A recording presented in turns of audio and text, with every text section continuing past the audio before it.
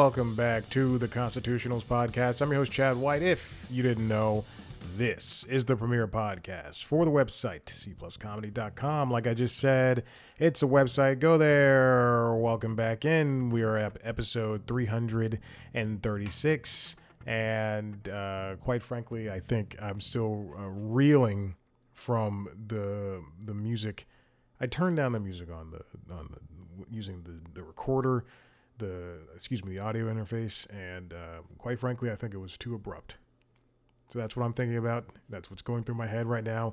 I'm also looking at my email. I've ordered a 15 packs of gum. I chew gum when I work out. It's a very real thing. I chew gum when I work out so that it reminds me not to grind my teeth. I understand that there's other ways, there's other methods. Listen here, I'm very stupid. I ran out of gum last week. I did not get any gum in the past week. So I had one piece of gum. I have one piece of gum left in my gym bag that's over there on the back side of the other chair, not the chair that's behind me. That's my day pack. But I had one piece of gum. I didn't chew it at all.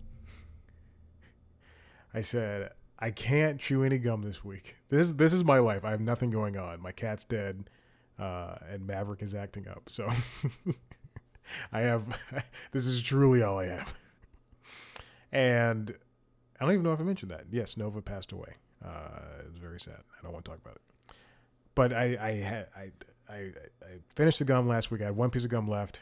So all week long, while I was running, while I was cycling, while I was lifting weights, while I was using the TRX bands and the resistance TRX cables and the resistance bands, while I was doing everything, yoga, I was not chewing gum. This week I also happened to just do landmine exercises. A landmine is you put a barbell in this about the size of my water bottle. Or the microphone. You put a barbell in there, connected to some weights, and I don't know how else to explain it. It's just barbell, long ways, and it's just a different way to do some exercises. And it was a heavy week. So I'm doing these landmine things. And I'm grinding my teeth the entire time. You know, usually this is the part where I introduce a guest. So let me get to that. We're 3.5 minutes in.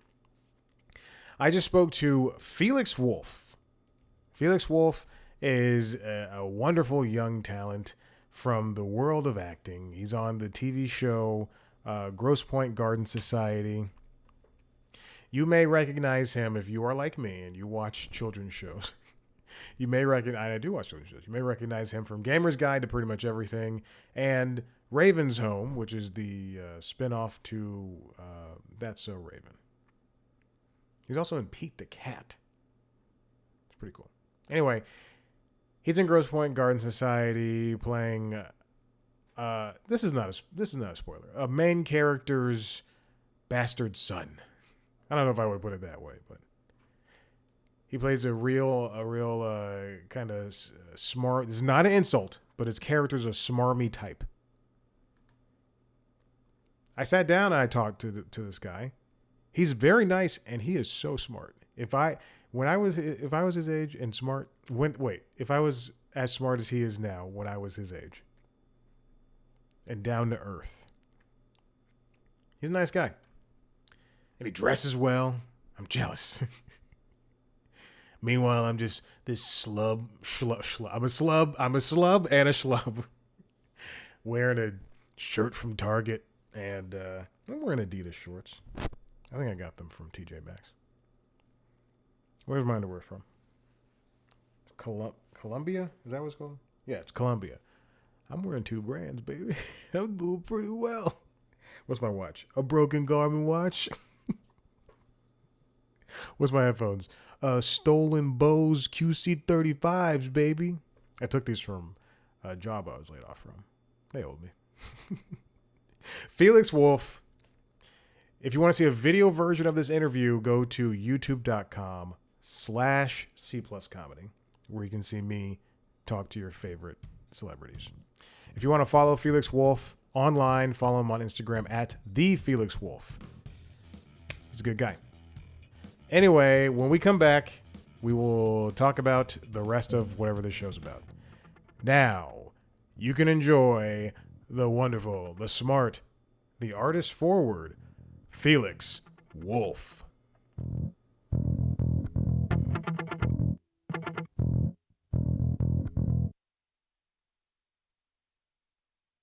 And we're back. Welcome back.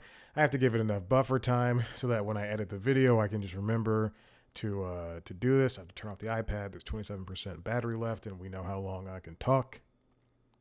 Welcome back, and if you skipped over the intro, yes, Nova has passed away. I've got nothing else going on in my life, so I'm constantly thinking about that. What else is going on? I took off last week. I did. So the original plan was for an episode to be made last week after the Jeremy Alder interview. And I didn't do it. I skipped over LinkedIn logs just like I did this week because it was Easter week. And truly there was nothing to talk about. And then I found 3 separate stories to talk about for LinkedIn logs. And then Late Night Lately, obviously they were all off. So, Late Night Lately, only a handful of them were on. And I think like 2 or 3. Anyway, so they were all off. That's what we call that. And so the true idea, I meant to say identity, but the true idea was for me to do a constitutionals. I managed to find 2 stories. I could not drudge up anymore, so I said I'm not going to do an episode. Cut to this week. Tuesday happens. I'm having my cat passed away. I'm having a rough time. And I say, you know what? I'm not going to do. I'll do LinkedIn logs on Wednesday. Didn't do LinkedIn logs. I say I'll do it on Thursday. Didn't do LinkedIn logs. I'm skipping. Again, I have like 4 stories now. And I did Late Night Lately this morning. As soon as I left the gym, came home, I did a cool down run with Maverick outside. We went on the belt line. We came back in. Today it was, you know what? I wake up 3:30, go to the gym. Well, I work out because I do some stuff here. Then I go to the gym. Then I come back home. It's like 7. I take him out. We run. This does not happen every day, but we run. And I forced him to run on Wednesday or Monday. One of those days it was not raining. I would say Monday. Forced him to run, and we did, I think, something like 1.5 miles. Let me triple check. Yes, we did 1.53 miles. I remember that very distinctly because he seemed like he was huffing and puffing along. What does it say? It had to be Wednesday then. Let's see. Wednesday. Yes. We did a really good pace, too. We did 1.53 miles. And with a 12:40 total time, but the average pace was 8:17. I hate pushing him so hard. I don't know why I do that. And then smash cut 2 today. I did push him very hard. I was like, why are you slowing down? And then like maybe like 2 minutes in, I went, you know what? He literally just woke up. When I come home, he's usually on the couch. I have to put a blanket down now. He's usually on the couch because I'm tired of finding. I'm still finding cat hair everywhere, and I'm finding his hair, Maverick's hair, just like all on the couch, fur, I guess. Anyway, but as soon as I put the key in the lock, he runs to the door as if I'd been gone for weeks. But this entire time he's been laying on the couch, so he just woke up. And I am just pushing him too hard when it comes to the running for the first 2 minutes. So then I go, I'm going to slow down. And I slow down, and then he starts speeding up. It's ridiculous. Anyway, we did 1.15 this morning. Just on the belt line, down and back, came back home. I don't know why I was telling this anecdote. And then I stretched. He ate, and he like when we finish running. This happens every single time. He eats, he drinks so much water, and he breathes so hard. He huffs and he puffs. Just breathes so hard. He comes back in, and then when he's finished, he'll drink so much water, and then it's just like dripping from his mouth. And then he'll lay down, and then wherever he lays down, wherever he walks, first of all, is just a trail of water. Then he lays down, and then there's just like a pool of water in his mouth. He laid down for a couple of minutes while I was stretching, and then he got up, and then he went to the pet bed, and he sat on that. Meanwhile, there's a trail of just like drool. And then he was done huffing and puffing. He looked at me as I was stretching. What else is going on? I just finished contacting SiriusXM about upgrading my membership. I don't have anything going on in my life. Anyway, this is the life, and the life is in it. Oh, I'm playing 2 games. Last week, Xbox Game Pass released the remake of Elder Scrolls Oblivion. So I'm playing that. My first Elder Scrolls game was Skyrim, and that's been released to hell. There's 40 different versions of it. I'm sure the Switch 2 is going to get a better version than the one that's on the Switch. But I never played Elder Scrolls Oblivion, and I think it was given away during when Xbox did Gold. We did its subscription service, and they gave away Xbox games, and so now I own it.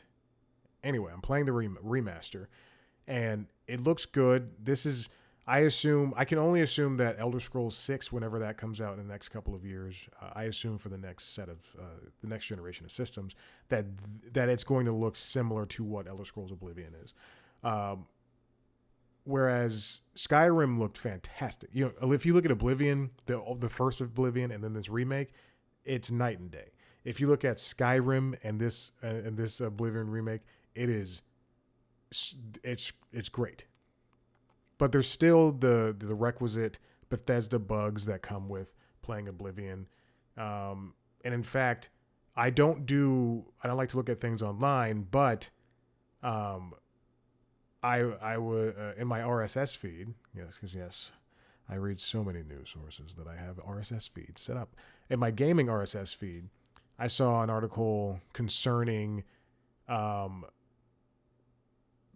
people suggesting that that gamers who play Oblivion remastered or remake, whatever the hell it's called, should finish a certain mainline quest prior to just leveling up their character, because the game is so broken with the leveling system that it's a whole thing. But it looks good. I don't know if I'll finish it. I never finished Skyrim. I think collectively between the PC port of Skyrim and the Xbox version of it, I've put in collectively 40 hours. And I can say the same exact thing for The Witcher 3, and I've never finished either of those games. How many times over do I own Skyrim and The Witcher 3? Probably. I know I definitely own Skyrim twice over, and I know I own Witcher 3, 1, 2. So two more times. So I do own 2 versions of both games. Never finished them. And in fact, the last time I played Witcher 3, I've been so far gone from the story that I had to turn down and I'm not ashamed to admit this, I turned down the difficulty. I turned it down to easy because sometimes I just want to blast through a game. Speaking of blasting through a game, I'm also playing Claire Obscura. Is that what it's called? Claire Obscure Expedition 33. It's a French JRPG. And, it's a French RPG. I said JRPG because I'm thinking ahead to, I'm going to compare it to Persona 5. And as soon as I saw, I didn't know about this game. The IGN, the only reason I know about this game is because I saw the IGN review, and I went, "What is this?" So I clicked on it and I watched it. It was a 14-minute review, and I just went, what is this game? I've never heard of it. What's going on? Who are these people? Oh my gosh, this looks so fun. And then I downloaded it because it came out, I believe, that day. Excuse me. I didn't know it existed. Then I watched a review, and then I was like, wow, I want to play this game. I put it on my wish list. I had no idea it was on Game Pass. Last Saturday, I saw that it was on Game Pass. Saturday, 8 a.m. I'm working out, and I go, and, I'm looking, and I see it was like Claire Obscure is on Game Pass. I download it to the Xbox immediately, and I start it that afternoon. And it's got great storytelling. It just throws you in the middle of the world. The tutorials are good. They handhold you enough, which is really, really wonderful. And comparing it to Persona 5 Royal, both of them have these dungeon crawling elements. Although Persona 5 Royal is a better dungeon crawler. But it's the community within, the character interactions, the stories they're telling. I mean, it's fantastic. There's enough different systems that Claire Obscure utilizes as opposed to Persona 5 Royal. And I'm mentioning Royal because Royal is a better version of Persona 5. Royal is Persona 5 came out, and then like a year later, they would develop Persona 5 Royal. Same game, just better systems. You can save anywhere. You can. There's more story stuff. Anyway, Claire Obscure is great. I can't wait to finish this episode, take a nap, and then play the game for the rest of the night. Oh my god, I just spoiled it. I spoiled some of the thing myself. Oh my goodness. Thank goodness I don't know what characters are. I'm on the Wikipedia. Thank goodness I don't know the characters' names. All I do know that Charlie Cox is in the game, so that's great. And handsome guy. Ben Starr, Andy Serkis. Anyway. All right, let's move on. Spotify. This comes from the New York Times, written by Jessica Testa. Spotify has paid more than $100 million to podcasters to take on competitors. Now, we know that Spotify paid people like Joe Rogan and Dax Shepard and Alex Cooper in order to just get their,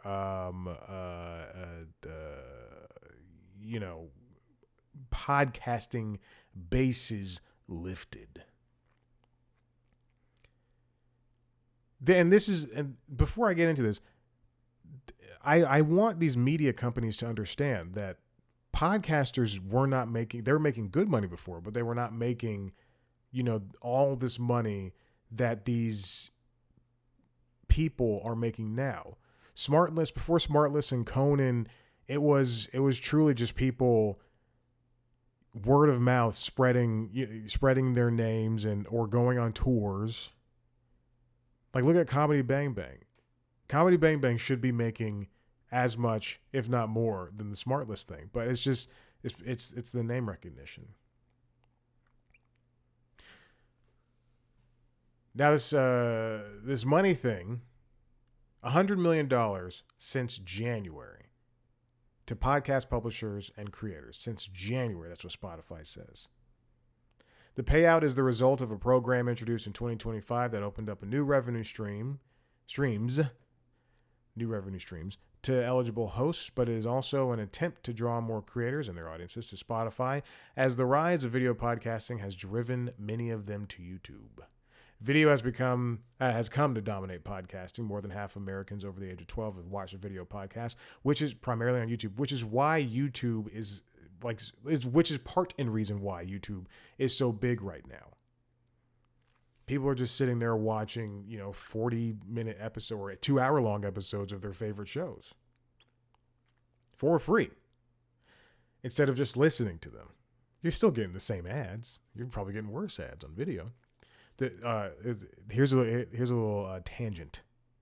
My YouTube Premium lapsed for a day, and you could not get me to pay YouTube Premium faster. I have YouTube Music and I have SiriusXM. Those are my music services.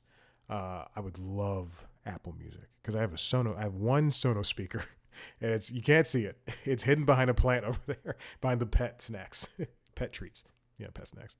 Yeah, Maverick and I, we sit down. Maverick eats I eat some popcorn. He does eat popcorn, and then we chew on some bones together. But I have one Sonos speaker, and I really, really, really want to hear Dolby Atmos with Apple Music. I just want to hear it. Yes, I can put on my headphones and I can hear Dolby Atmos. I understand that, but I just want to hear it on the speaker. I also have a Dolby Atmos television speaker, so it's all the same thing. Anyway, the service claims to, I don't know what I was talking about before. The service claims to reach 1 billion podcast consumers every month, making it the dominant platform for podcasts. That's true. And leaving one-time audio-only platforms like Spotify and Apple Podcasts in the dust. Spotify had, quite literally in the past 6 years, just introduced video. Compared to YouTube, Spotify has become a podcast underdog, with about 170 million monthly podcast listeners among its total audience of 675 million. One indication of how far Spotify has to go to catch up to the top player. YouTube paid out more than $70 billion to creators and companies from 2021 and 2024. The company reports earnings on Tuesday, which it already did, is expected to make about 540 million euros in pre-tax income on $4.2 billion of euros in sales. Is it dollar or euros? According to S&P Capital IQ. Does Spotify have a chance to not catch up? Catch up is for them. Does Spotify have a chance to catch up for their terms? But also, are people going to flock to Spotify in order to watch video in general? YouTube, and to a greater extent, TikTok are the ways that people want to watch things. And even still with TikTok, the only way to get a full video experience would be if they can live stream. I don't know if TikTok live streamed, and I don't want to check. If they're able to live stream along with their longer videos, I think you can upload 5-minute videos or 9-minute videos. Let me see the TikTok video limit. Well, I was in Notion, so TikTok video length 10 minutes. I was right. I was thinking 9 minutes.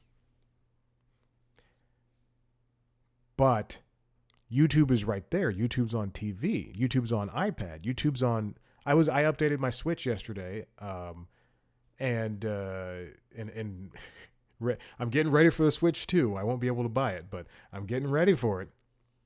They updated the Switch software this week, and they introduced this thing called virtual cards, where if you own a game or if you've ever downloaded it, and you're connected to family, I guess, I don't know, you can lend out the game without giving, without people, as long as you're in the same family, you can lend out the game. I don't understand virtual cards. I don't even know people with Switches. I'm not kidding. Switch is one of the best selling consoles of all time. I don't know. I know 3 other people with Switches. I think one of them sold his. I know for a fact another one does not play his. So I know. So we'll see. And it's all guys. But YouTube is on Switch. YouTube is everywhere. In the same way that Skyrim is everywhere. YouTube was on Nintendo 3DS.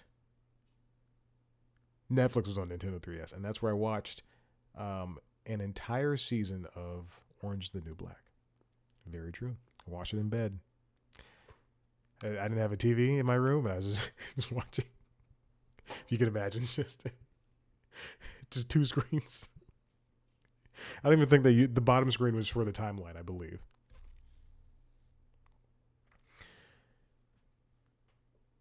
In 2024, of course, Spotify achieved its first full year of profitability.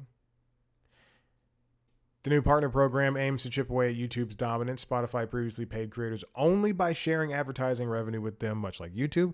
Now it gives them incentives to upload videos, with eligible creators earning additional money based on how much premium subscribers engage with their videos. The company is trying to attract more viewers. At the same time that Spotify announced a partnership program in November, it announced that paid subscribers in certain markets wouldn't have to watch dynamic ads and video podcasts. Video consumption has already increased more than 40% since January, according to Spotify. Now, I don't use Spotify, and I have not used it. There was a point in time, I would probably say roughly like 2 or 3 years, when I was bouncing back and forth between Spotify and YouTube Music. There was also a point in time when I had them both, and I wasn't just bouncing. And during that 2 or 3 year time period, I was also updating my saved album. So if I saw, like this morning, a Key Glock album and Benny the Butcher album came out, Friday morning music. I love checking Friday morning. I love it. It's the first thing I do on Friday mornings while I'm taking a dump before I go on my treadmill. And I download the new albums. I love it. I love staying up to date. It's so stupid. But I used to, if a Key Glock and a Benny the Butcher came out, I would go to Spotify, save it on there, save it on YouTube Music. Now I'm just all YouTube Music. It's the easiest thing for me to do. But I don't know if I go to Spotify. I'm looking around. I see a music video section, but I don't necessarily see a video podcast section. I also see a K-pop hub, which is interesting, and Broadway, and wellness, and ambient. But I'm not seeing video podcasts. My Shazam tracks. You can't get My Shazam tracks on YouTube Music. I have to go to Apple Music or I have to go to Spotify, which is really unfortunate. Which is, I'm sitting in the car and driving, and I'm listening, and I'm listening to Sirius XM, and my phone's hooked up, so I don't see who the artist is. I just have to go Shazam on my phone as quick as possible. Okay, where are here's a podcast section. I see Theo Vaughn. Yeah, I see the video element playing. Interesting. I'm not going to click on it. Oh, yikes. What are the 3 podcasts that they offer up to me? Keep in mind, I don't think I have any of my podcasts hooked up here, but the only podcasts I listen to are news podcasts, and music podcasts, and Never Not Funny, and Doughboys, and Teacher's Lounge. So the idea that Theo Vaughn, Shane Gillis, and Tucker Carlson's shows all pop up in this main podcast feed. Also, here's another little anecdote.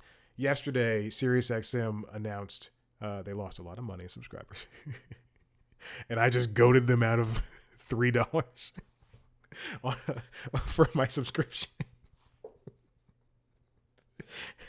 I want to get platinum, but I want to get it for the same $8 I'm paying for music and entertainment. No, I lost that one. I'm still paying $11. Whatever, it's fine. But yesterday they announced a new Morgan Wallen radio station, and I went, ugh. I do block out stations in the car. I block them out. I don't want to see Fox News. I don't want to see Red, White, and Blue, whatever those stations are. But I was on last night. I was searching for something to listen to as I was cooking, and I wanted to be from SiriusXM. I didn't want to do a podcast, and I didn't want to do just straight up music from YouTube Music. And yikes! I opened the SiriusXM app, and I see a Morgan Wallen radio already. I hit on search, and the first thing that pops up on the search thing is Morgan Wallen radio, which means is under the popular searches, which means people are searching for it. I understand people like him. I don't want to support a racist. Also on the popular searches, you'll see MSNBC, you'll see CNN, Fox News, The Highway, Fox News, ESPN Radio, Yacht Rock, NBA, 70s on 7, 80s on 8, Fox News, Triumph, Howard Stern, The Megyn Kelly Show. Oh my God. We know that we know that the people who subscribe to SiriusXM and even Wall Street Journal, I know the demographic, and I subscribe to both. Well, I'm not currently at Wall Street Journal, but it balances in, and we know the demographics. Anyway, our people, our creators, our people who make YouTube video, who make video podcasts, are they going to opt into this? Now, I happen to know somebody who works at Spotify. He told me his department, and I completely forgot. But I've known him for a majority of my life. Anyway, he works at Spotify. We ran into each other last week, and we were talking. We were chatting. And I was telling him about C+ comedy and all this bullshit I do here. This guy, he's like, well, first thing you need to do is you should opt into the changing over your podcast to video on the Spotify servers. The problem with that is once you do that, it takes over your audio part. So you can't just have an audio and a video component. You have to have just the video component. And if you watch the video version of this show, you know that when I do interviews with people like Felix Wolfe, I don't put the audio portion into the video. I probably should, but also it's a separate thing. So are people like me going to switch over? First of all, doesn't make sense for somebody like me. I don't make money off of C+ comedy. I don't make a dime. I've been doing this for 12 years. But does it make sense for people in my position or even slightly above me who have a following to do this? Spotify saying, "Hey, we paid $100 million to creators." That's great since January of 2025. That's great and everything, but who are the people you're talking about? If it is the Shane Gillises and the Tucker Carlsons and the Theo Vaughns, they already have built-in audiences. Now the story, as Jessica writes here, goes into, she doesn't write this part, but it goes into profiling a host of a horror fiction podcast, Just Creepy Scary Stories. The host, David Coles, said he was reevaluating his, quote, home platform after his Spotify revenue recently surpassed his YouTube revenue. Last quarter, Mr. Coles said he received about $45,500 from Spotify. After joining the company's new partner program, his quarterly Spotify income rose to about $81,600. And yeah, if you have a bigger show, the change could be even bigger. But is that going to be enough? I think YouTube offers more flexibility, and also YouTube is only doing, besides the games that they've introduced, it's only doing what it should be doing. It's doing video, and then it's also got it's got music. People go there for music. And it also, you can go there and find mixtapes that you can't find on Spotify or Apple Music because you don't have to make money off those mixtapes. Like old Dat Piff mixtapes. God, I miss that time period where you had to go find music. Ugh, it's great. Download it illegally. Have a guy talking over it. DatPiff.com. Are people going to be more willing to switch over? Is it necessary for them? Can you not just do both? Is it worth it for someone at low level, middle level, high level? Who knows? Who knows? But I think one of my biggest issues with Spotify is trying to do too much. We hear about there are super apps that are in China where you can do everything there. You can watch videos, you can play music, you can buy things. But Spotify, as it is so damn confusing, where someone like me, I just want to use it as a music app. I want to go to the playlist I made. Like I was going to read out a playlist. It's called Spotify Players Only Club, and it's their Spotify singles. I love some of their Spotify singles. They're so good. I want to go to my Taylor Swift or my Faye Webster, but I can make those on YouTube Music. I don't want to deal with audiobooks, and I don't want to deal with podcasts because I have a podcast reader. All right, let's move on. I've spent way too much time on this. Let's go on to The Hollywood Reporter, written by Rick Porter. CBS sets record with 17th straight season victory in total viewers. The network also has 8 of the top 10 non-sports programs for primetime in 2024 and 2025 television season. CBS, no matter how you shake it, is going to be the most watched broadcaster, I think, until the end of broadcast television. And that's not going to be for a while. Cable could die, but broadcast television will survive because it has to, legally.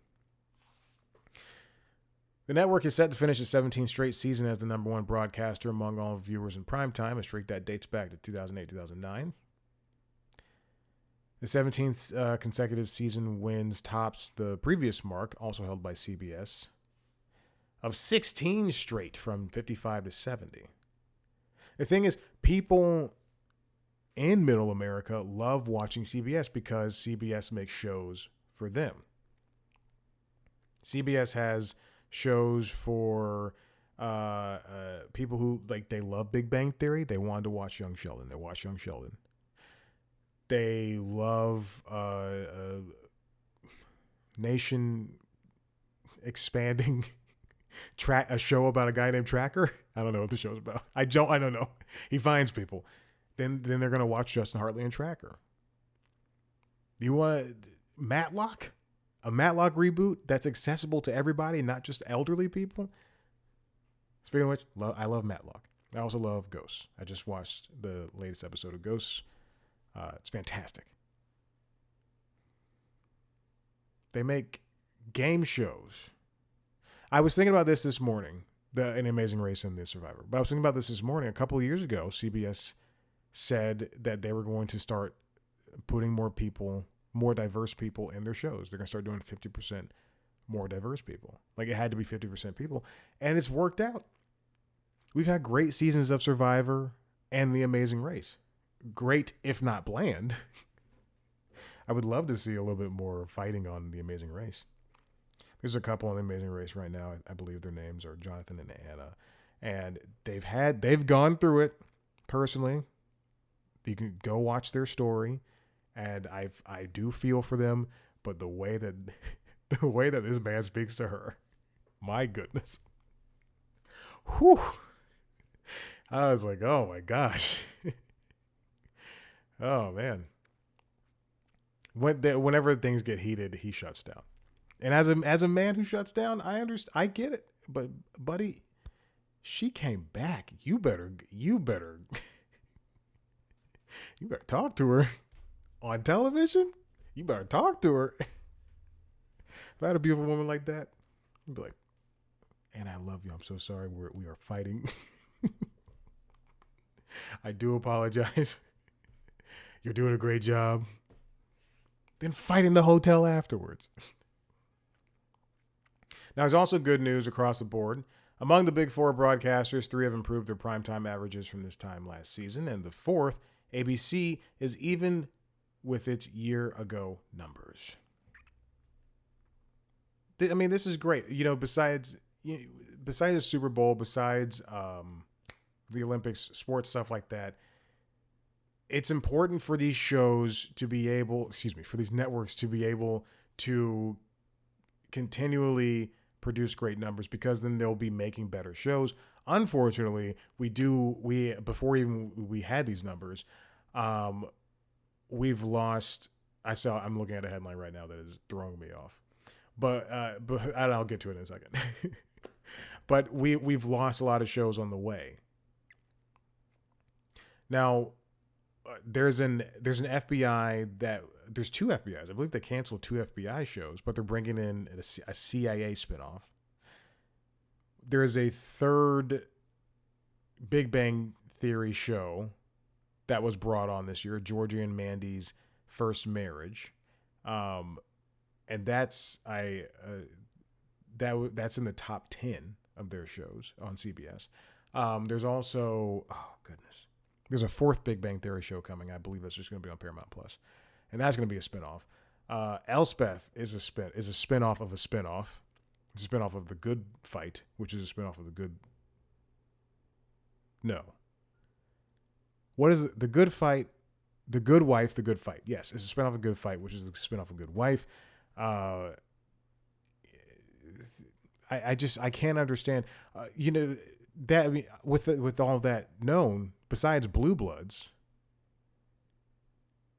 CBS only really deals in IP. Matlock, FBI, Georgie and Mandy's from The Big Bang Theory, NCIS, which has like 15 shows of its own, and Elsbeth, and then Tracker. Those are all the shows that managed at 60 Minutes to get over 10 million viewers consistently and things like that. It's amazing. The headline I saw was something I do not like this, and I do not condone this. Warner's announced rowdy screenings of Minecraft movie with Block Party Edition. I love going to the theater, and I've said it on the show before. We need to keep theaters like Catholic churches, like white churches.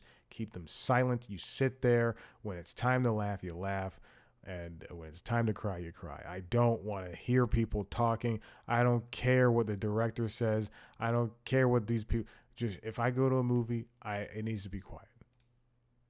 That's it. Okay. Let's move on. I am fully looking at my email right now.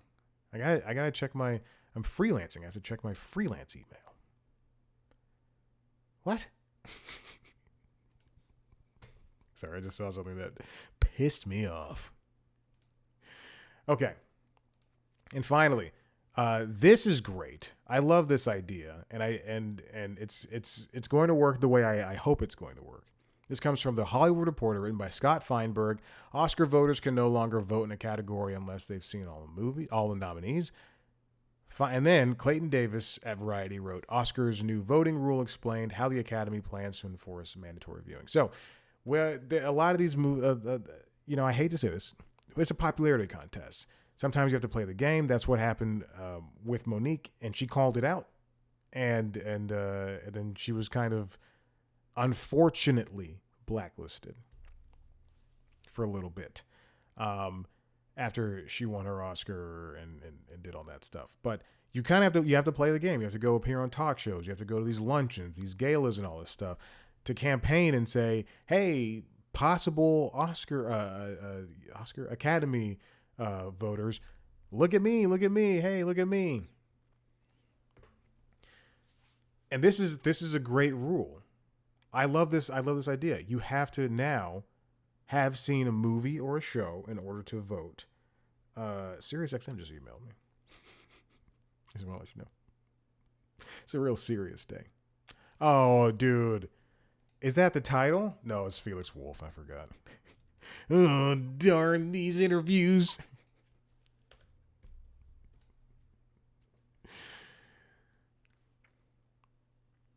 Now, it's a major departure from the 97 years of tradition. This is on the Scott Porter, is that his name? Feinberg. Scott Feinberg piece. The board has implemented what one might call the, quote, Diane Warren rule. That widely admired songwriter has received 16 Best Original Song Oscar nominations from her peers in the music branch, but has never won, in part because the final ballot that is sent to the full membership has never listed the names of individuals who are nominated, aside from the actors, alongside their nominated project. Had more voters realized that Warren was associated with a particular nominated project, say the nominated tune Till It Happens to You from the documentary The Hunting Ground, they probably would have been more inclined to support it. Moving forward, though, all designated nominees in all categories now have to be listed on the final ballot. The Academy is now making it harder for members to vote in categories, additionally, in which they have not watched all the nominees, which BAFTA has done for several years. Something that, based on anecdotal evidence, has become more of a concern for the Academy in recent years, since the reorganization massively expanded its membership and brought in a lot of younger members who were busier with their careers. I'll say this, and this is not to knock Mikey Madsen or the movie Anora, even though I will not watch it because there's not a single person of color in there, and I don't understand how you can make a movie or a TV show without people of color in it. But I feel like that movie received as much recognition as it did because of the subject matter. So I don't want to take away from that, but also because of Pedro Pascal's sister is gorgeous. But also because it was like the hot thing to vote for.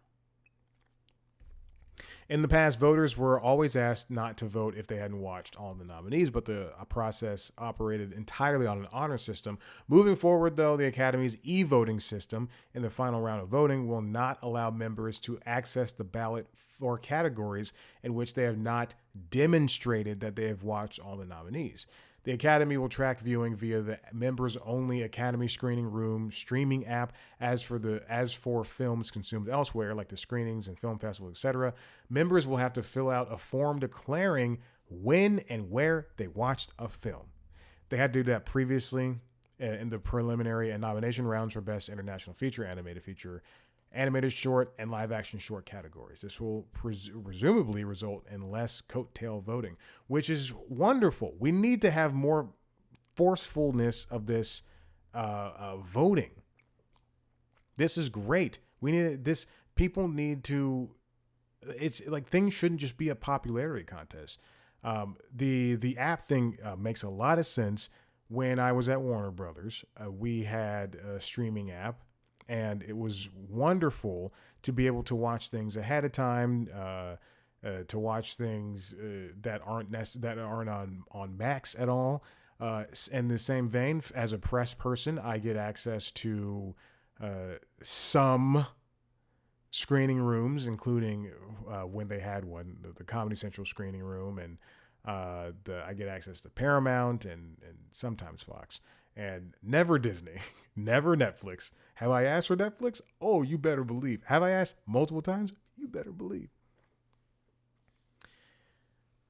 And NBC Universal. And that's where I watch a lot of things before I talk to people.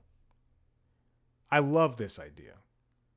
And just like have just the idea that, you have to be into something before you get into something. Before you vote for something. But now I'm at the Variety piece that's written by Clayton Davis. Now this applies for all 24 competitive Oscar categories, from Best Picture and the acting races to costume design and newly introduced award for casting. I assume now it's also going to count for stunts. We'll see. We'll see if the stunts are even televised. So again, we know they're going to track them through the app and things like that. But the reason why it's happening is because of the coattail voting. This often results in overlooked performances and artisan achievements that simply didn't get enough exposure. By requiring a full viewing of all contenders in the category, the Academy hopes to promote more informed, equitable voting, especially for smaller films that might not have massive marketing budgets. Now, imagine if people just voted in the elections that mattered. No offense to the Academy, but in elections that mattered, and they just saw two old white guys going at it. People wouldn't have voted, or they would have gone for the one who's presumably funny, in quotes. You have to be educated before you do anything. And don't be a person that's like, I do my own research. Don't do that. And those worried about ASR tracking their viewing habits, welcome to the internet. Listen, let me tell you something. If you're worried about this being tracked by this, if you're an Emmy voter, if you're one of the 900 Emmy voters, and you're worried about being tracked by the Academy, let me tell you something. I've said this before, and I'll say it again. Last year, I called Disney in order to, because I was being charged way too much for the Disney bundle. Oh, no, excuse me. I was being charged way too much for Hulu and Disney Plus, for Hulu with ESPN Plus and Disney Plus. And every month I was being charged something along the lines of like, $28 or $30. And I was going, why is this happening? I should be getting money back because of this and that. And then they introduced the Disney bundle. I called Disney several months ago, and I go, hey, what's going on? They go, oh, okay, well, we'll refund you the money, and why don't you just sign up for the Disney bundle? And I went, okay, I can do that. And they go, no, we'll do that for you. So I go, great. I'm sitting on the phone with this guy across the country, and he's just very nonchalantly goes, okay, let's see. Now we connect the two accounts, and oh, there's Disney Plus. We'll use that every single day. And he's right. I was like, excuse me? He was right, because I do. I watch The Simpsons every single day on Disney Plus. I love The Simpsons, and I'll continue watching it until the day I die. But the thing is, they already track. Netflix several years ago did a promotional campaign that said, with like people's viewing numbers on billboards, and they would like directly address people but not name them. They'd be like, to the guy who watched, this is not the movie, but Romancing the Stone 17 times in 1 week, we feel you. And they're tracking you. They're all going to be tracking you. YouTube Music's tracking you. Spotify's tracking you. Every single service that you sign up for is tracking you, and there's nothing you can do to stop it. So if that's your problem, then you're going to have to live in the woods. It's ridiculous. The Academy's not received complaints. In fact, behind the scenes, feedback has been overwhelmingly positive. And yes, this will help out movies. I know I just bagged on Anora earlier, but this will help out movies that are in Anora's position that don't have the same names as Mikey Madsen and Sean Baker and what other white people that were working on that project. Oh my goodness. Every clip, every trailer I saw for that movie.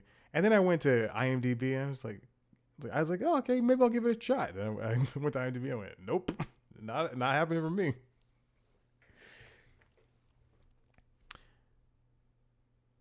I'm just saying, I'm more inclined to watch Emilia Perez than I am to watch Anora or The Brutalist.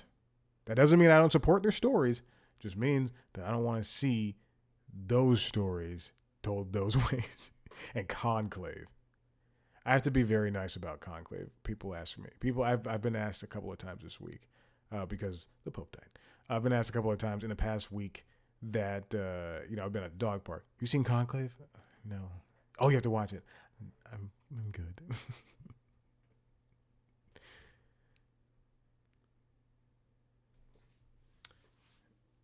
I just got an email. So this goes into effect pretty soon. Let's see. Broader culture shift within the organization, one toward accountability, fairness, and honoring excellence in the fan. And with screeners, virtual Q&As, and digital forums readily available, there's no excuse to leave everything until the last minute. Yeah, you should just, if you're going to take it seriously, if I was in the Academy, I'm not saying that I'm not, just some guy who's barely in the industry. It's time for me to vote. Ooh, nickel boys. But if you are somebody who is in the industry and you are waiting until the last minute to vote for something so serious, I would just say don't do it at all. Or like if you really, really care, it's an app. You have access to it, especially during the award season. I'm sure people are busy, but especially during award season, just put on a movie in the background, and watch it while you're doing your dishes or while you're cooking or doing something. You're rich. You're probably not. But again, if you haven't seen the movies, don't vote for them. Don't vote for the category. I'm not going to go to the best actor category and see that Denzel's up there with who's it? Keanu Reeves. I don't know if that would ever happen. And Tom Cruise. I'm just naming people. And then go, you know what? I like Denzel. He and I are friends, or he was nice to me once. I'm not going to do that. I want to just. I'm going to give my best. And the same thing will go for the Television Academy, for the Grammy Academy, for all that stuff. I would just. It's my duty. The same. Let's just say this: the same kind of, however hard you put in for voting for United States, for waving an American flag, for getting mad at people for not standing for the Pledge of Allegiance at a sports game. You better be voting as hard as this. Just saying, John Voight. Listen, if you like what you heard here, head to the website, cpluscomedy.com, where you can see me talk to famous people sometimes. You can also watch a video version of those interviews under the interviews on youtube.com/C Plus Comedy, where you can also watch a video version of this show, as well as a video version of LinkedIn Logs, which is the Jobs podcast, and Late Night Lately, the Late Night Show. If you want to follow us on social media, you can follow us on Blue Sky, Instagram, TikTok, Facebook, @C Plus Comedy, me, @ChatBlackWhite. This has been wonderful. I'll see you next time. So until then, goodbye. This is this. I played the music way too late. Here we go. Leaving. See ya.